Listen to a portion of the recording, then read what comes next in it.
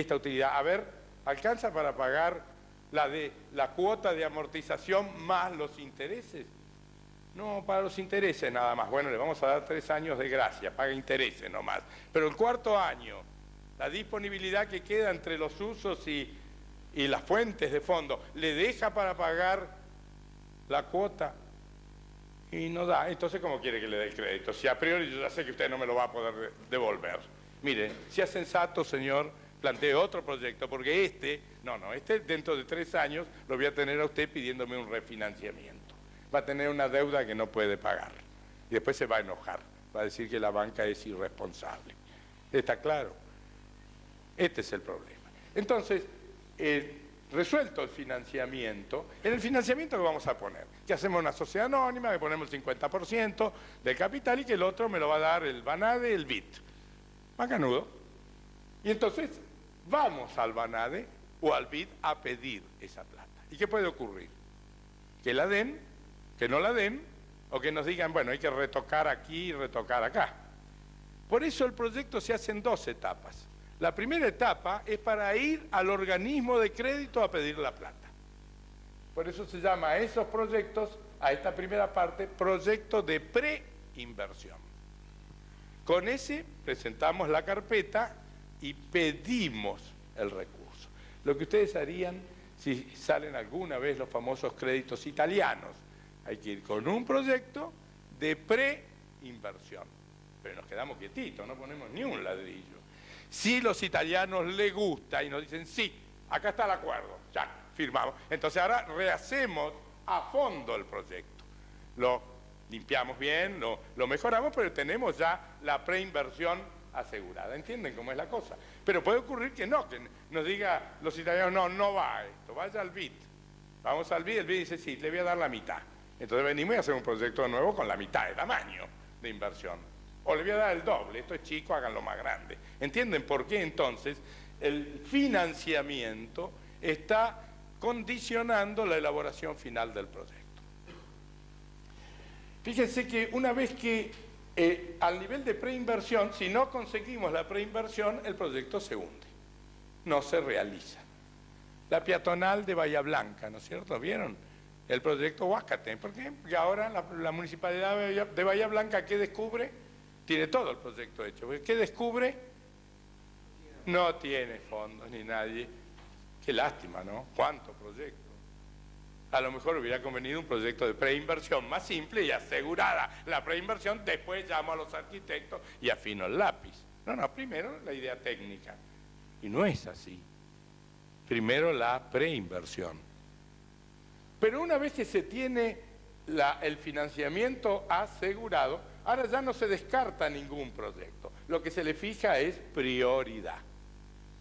Bien, supongamos que el proyecto caminó. Tiene el financiamiento asegurado. Se llamaba Yacyretá, por ejemplo. Yacyretá. Y entonces, si el proyecto Yacyretá tiene financiamiento, ¿saben cuándo empezó el proyecto Yacyretá? ¿Tienen idea ustedes? Y ahí tenés otra diferencia con Brasil, a este joven que está al lado del presidente. Brasil inició Itaipú en 1973 y en 1983 la puso en marcha.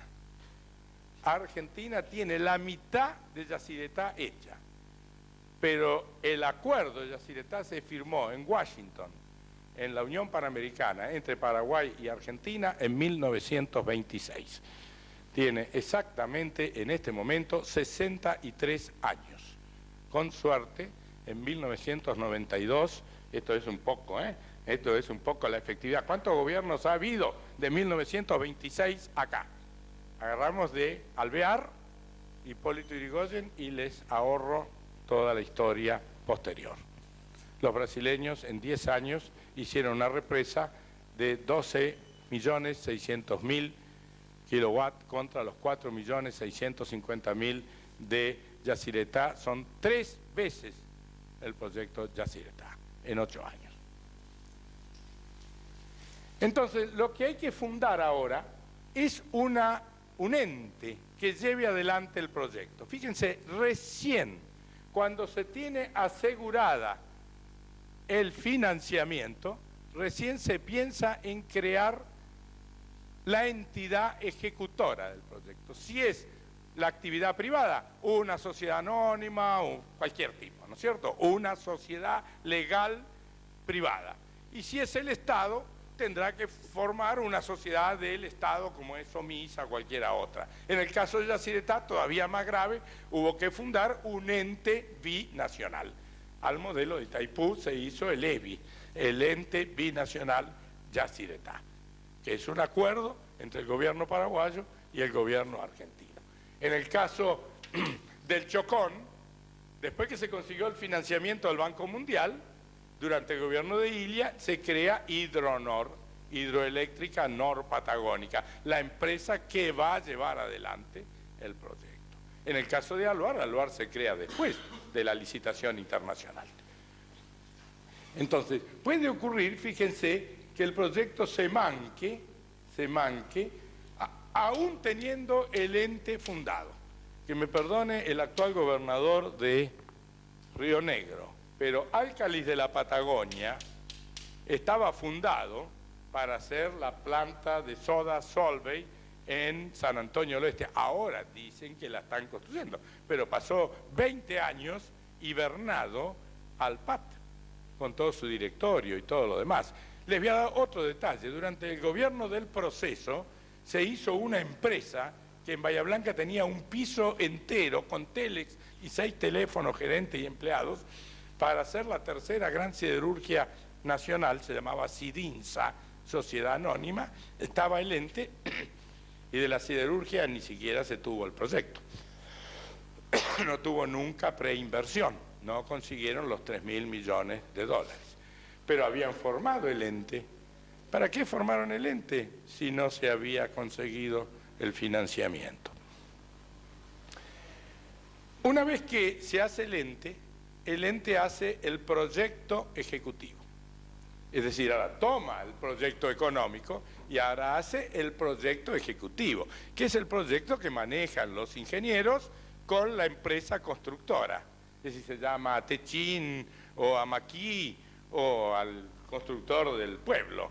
Pero hay que hacer un proyecto con planos de detalle, en fin, ya con la licitación de las maquinarias, etcétera, etcétera, el proyecto ejecutivo. Y luego llega la etapa de construcción, instalación y puesta en marcha. Fíjense que esto en el polo petroquímico de Bahía Blanca, llegamos a tener construida la planta de PBB y no se ponía en marcha porque no tenía gas. Es decir, no estaba hecha la planta de gas del Estado. Hay empresas que llegaron acá y se clavaron aquí. Les voy a dar un ejemplo. Durante el gobierno de Perón se hizo en San Nicolás, durante el gobierno primero de Perón, en la posguerra, se hizo una planta en San Nicolás que se llamaba la alcoholera, porque se iba a fabricar alconafta porque había el problema de la escasez de combustible.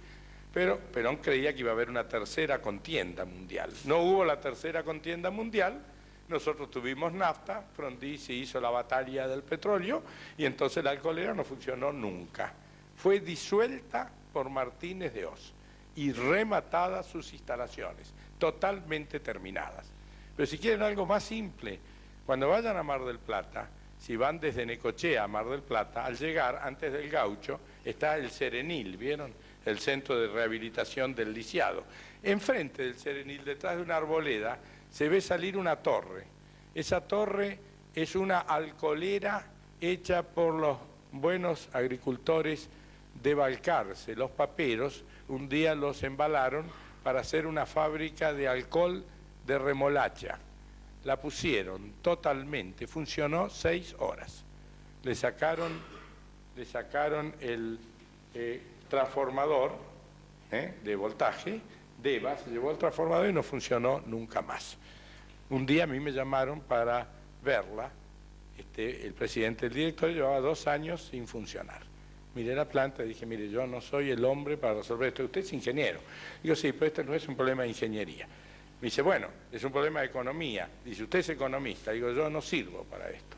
¿Y a quién llamaría? Me dice él, ¿a quién llamamos? Dice, llámelo a Mandrake. Le dije, porque evidentemente esto se lo puede arreglar Mandrake nada más. Enterraron una inmensa fortuna, una planta de alta tecnología, con cañerías selladas de Alemania, pero no previeron que el Trust Azucarero Tucumano no iba a dejar desarrollar ningún proyecto vinculado con la remolacha azucarera. Ya había habido antecedentes en General Conesa, después en Villalonga, con Confisur, ¿se acuerdan ustedes? Nunca prosperaron. Pero esta gente llegó a poner la planta y la llegó a poner en marcha. No funcionó. Después de todas estas etapas, entonces sí llegamos a la empresa en funcionamiento regular. Y entonces aquí, en la empresa en funcionamiento regular, yo les diría que tomen en cuenta siempre dos ideas que les voy a dar. La primera idea, objetivos. Los objetivos de una empresa. Y el primer objetivo de una empresa es el mismo objetivo que tiene que tener un país, una familia o una persona. El primer objetivo es la supervivencia, no es la rentabilidad. En este momento, la dura realidad nos hace darnos cuenta de que es así. Nosotros tratamos de sobrevivir en este momento, de permanecer en el mercado, achicando nuestra estructura, bajando nuestros gastos, esporulándonos. El segundo objetivo es la rentabilidad. Es decir, la rentabilidad es el objetivo que viene después de la supervivencia. Y luego tenemos el tercer objetivo, que es el servicio. Es decir, la empresa es también un pilar de la comunidad. La empresa debe sobrevivir, debe rentar, porque si las empresas no rentan, no son empresas, y si los empresarios no ganan dinero, no son empresarios, pero también los empresarios constituyen una fuente irreemplazable de trabajo, de ingenio, de creatividad, y además brindan bienes y servicios a la comunidad para producir los estándares de vida que otras épocas no conocieron. Y luego las funciones de la empresa. Recuerden que ser director de una empresa, no propietario, director de una empresa, director general de una empresa, implica asumir y resolver 6 funciones. La función técnica, que es más que la función de producción. La función técnica es producir e innovar. Producir e innovar. No basta producir. Que no nos pase lo de estilar, que hagamos 40 años la misma cocina. Hay que cambiarla, la cocina, porque si no va a venir Lombí y nos va a decir demasiada cocina para un solo aviso. Producir e innovar. Primera función técnica. Segunda función, administración. Administrar son 5 cosas. Es planificar,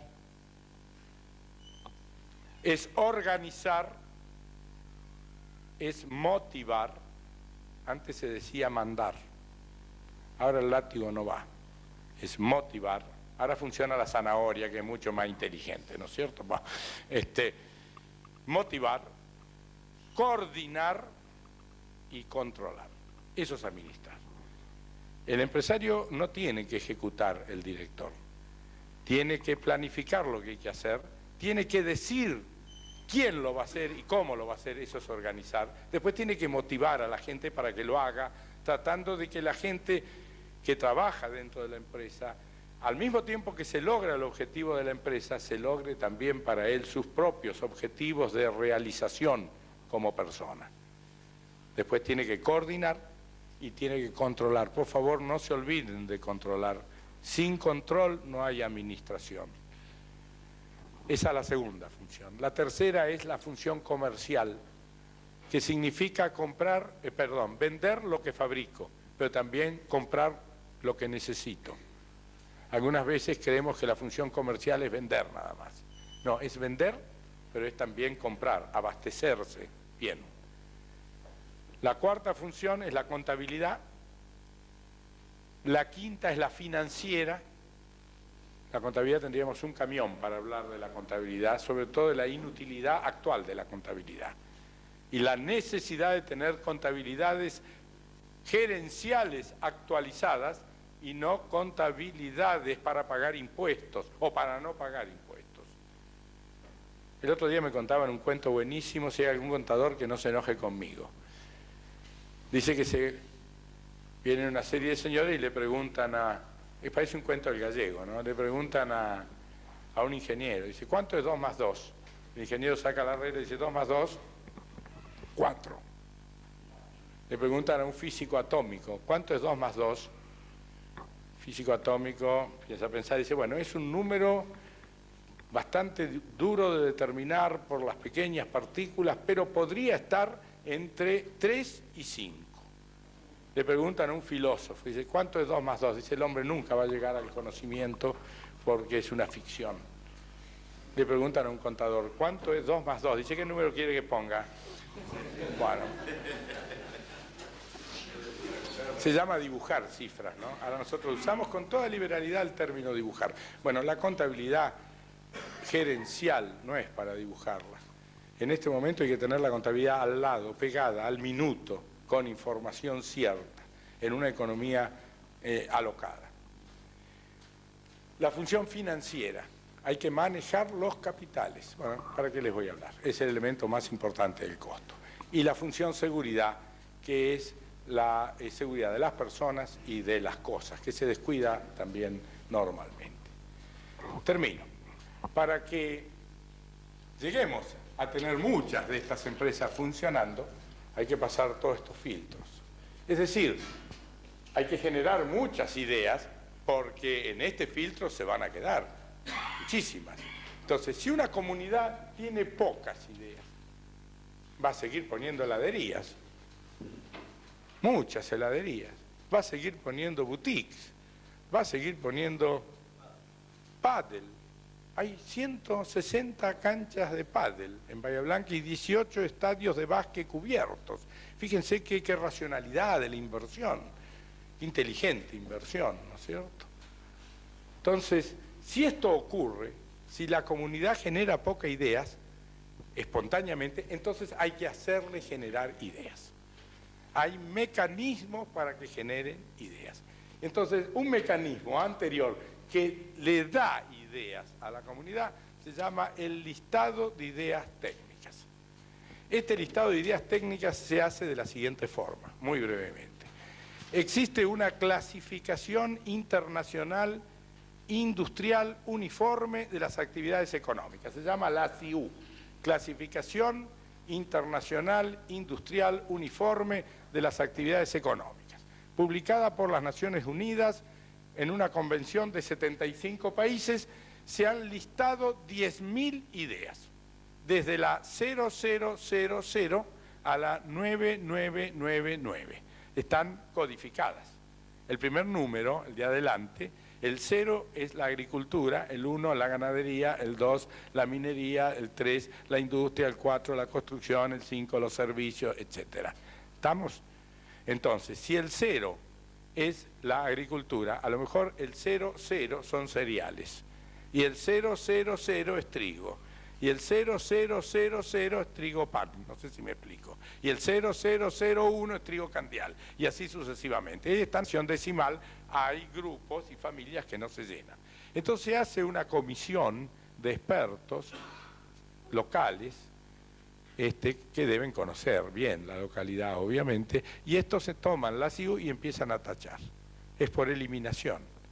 Claro, supongamos que viniéramos a Suárez y dijera así, plantas de agua pesada, lo tachamos, porque no va a haber plata para hacerlo ni tecnología. Fábrica de relojes electrónicos de alta, lo tachamos. Fábrica de relojes Rolex, lo vamos a tachar, no sé. Pero van a aparecer muchas otras posibilidades. Entonces, se van haciendo pasadas, y en cada pasada se van eliminando.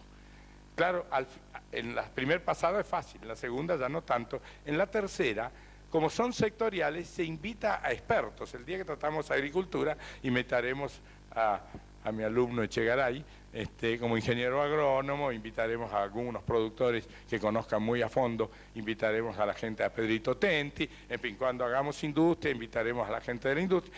Esto se va haciendo hasta que quedan 50 o 100 ideas. Esto se hizo en Bahía Blanca.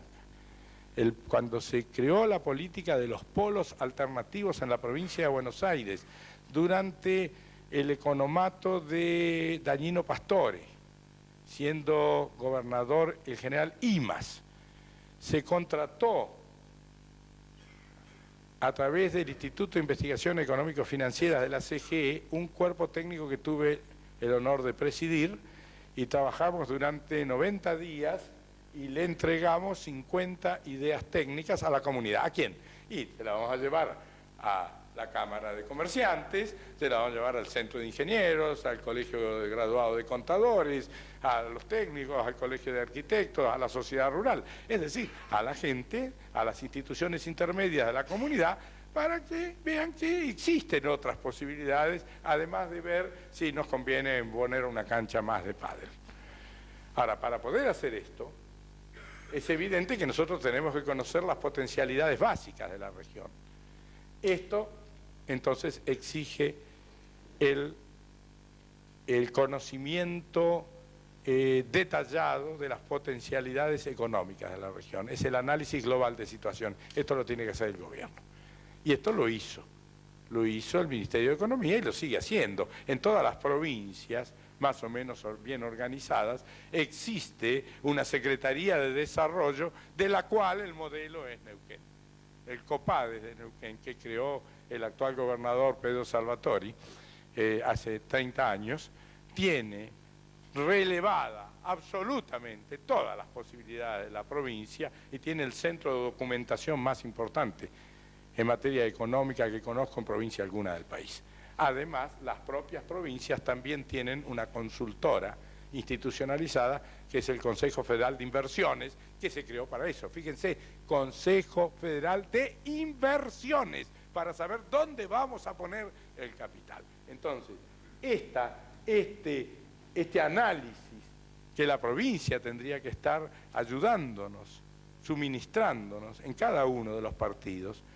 Existe un trabajo del Banco de la Provincia de Buenos Aires de 1982, partido por partido. Es importante, tiene 4 tomos. Si lo leen van a encontrar datos muy importantes de Coronel Suárez también.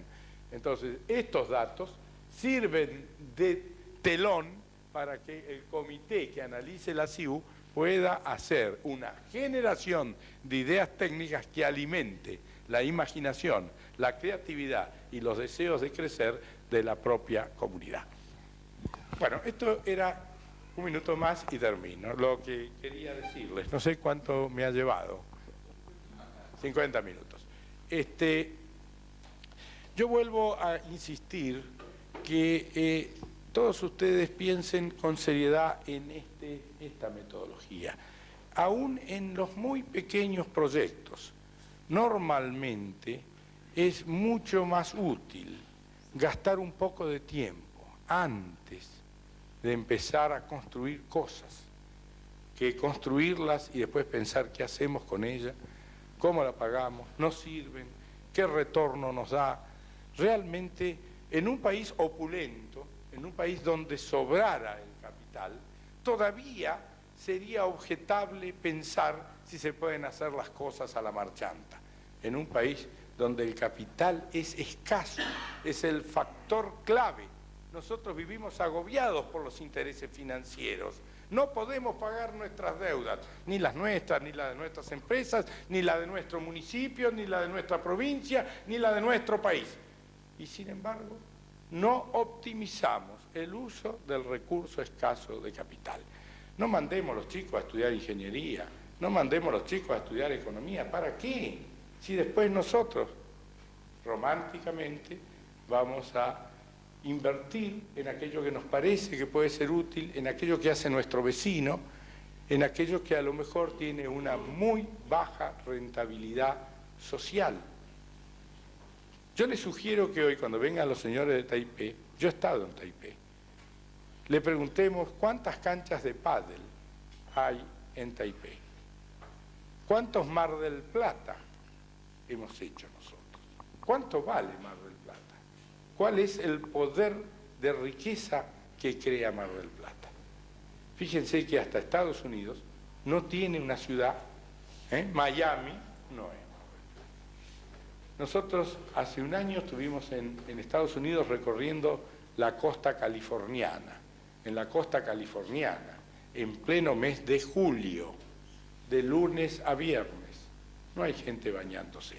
En Los Ángeles, claro, a lo mejor hay poca gente, como en Los Ángeles habitan nada más que 14 millones de habitantes, a lo mejor no hay gente para ir a la playa. No, de lunes a viernes trabajan. La gente va a la playa el sábado, el domingo, en julio, en el país más rico del mundo.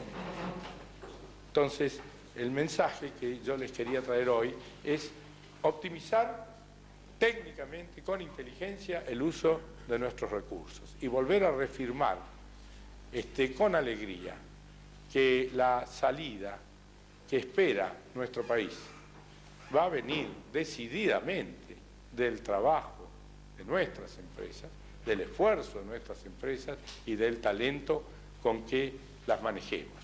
Alguna vez un presidente de esta corporación de Bahía Blanca, en una reunión como esta, contó un cuentito, y yo les voy a contar ese cuentito que es nuevo. Contó el cuentito respecto de cómo había ganado las elecciones en Inglaterra el laborismo después de la guerra.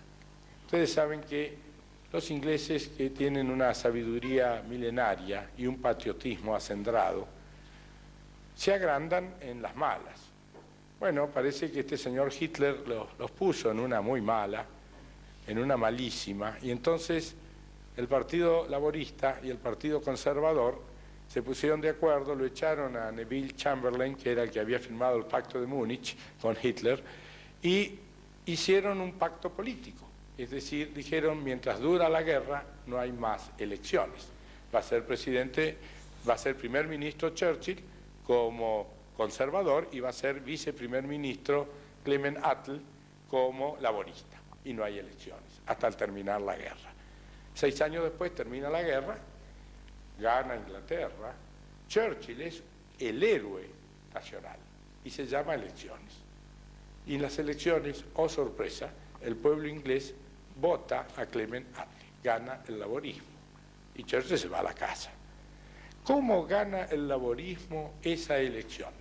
La gana con una garita de teléfono y un camión, no con como es con la alcancía o el robot. Estos llevaban una garita telefónica y paraban en un pueblo, ponían un cartel y decía: haga cola, ciudadano, entre dentro de la garita y va a ver la efigie del hombre que va a salvar Inglaterra. Después vote. La gente entraba a la cabina, miraba, salía. Dentro de la cabina había visto la efigie del hombre que iba a salvar Inglaterra. Adentro de la cabina, a Inglaterra lo iba a salvar cada uno de los ingleses, haciendo bien lo suyo. Nosotros a veces, cuando llegamos a esta coyuntura, preferimos abrir la puerta de la cabina y encontrar la efigie del presidente de turno. Es más fácil. Por eso yo hoy me alegro de haber estado con ustedes, le agradezco mucho que me hayan invitado y creo que en este tipo de reuniones ustedes están abriendo la puerta de la cabina telefónica con el espejo adentro. Muchas gracias.